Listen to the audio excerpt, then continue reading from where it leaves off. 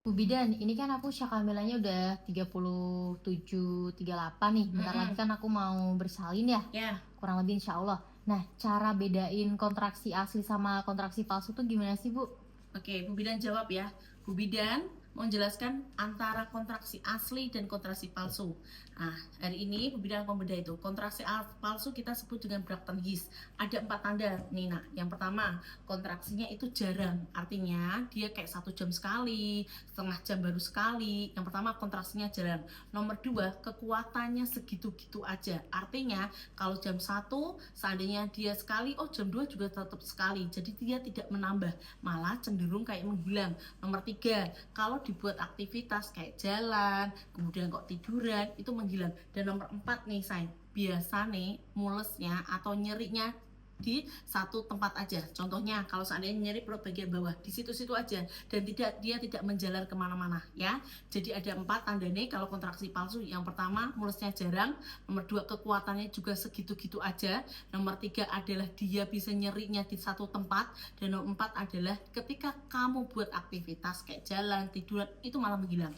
Lah kalau kontraksi asli yang gimana, Bu Bidan? Berarti kan dibalik ya. Yang pertama, kalau kontraksi asli adalah dia mulesnya semakin sering. Biasa nih adalah semakin sering dan teratur. Sering plus teratur, yaitu dalam 10 menit kontraksinya sekitar 3 kali. Ya, itu biasanya kontraksi asli. Nomor 2, lah kekuatannya atau kontraksinya dari jam 1 ke jam 2 ke jam 3 itu semakin bertambah. Jadi ada tambahan rasanya, sayang. Jadi tidak hanya cuma setengah jam sekali, nanti setengah jam sekali, enggak. Tapi seandainya jam 1 nih, seandainya dia mules, jam 2 jam 3 itu makin-makinan lebih teratur. Dan nomor 3 adalah mau dibuat tidur miring kanan, miring kiri, maupun jongkok, dia tetap sakit. Dan biasanya dia sakitnya dari mana? Menjalar. Kalau tadi kan hanya satu tempat nih, kalau itu bisa dari bagian bawah, ketarik sampai punggung, sampai apa rasanya di kemaluan, ada nyeri kayak gitu. Itu biasa nih. Dan nomor 4 nih, sayang, biasanya timbul namanya mukus plak atau kita bilangnya flek.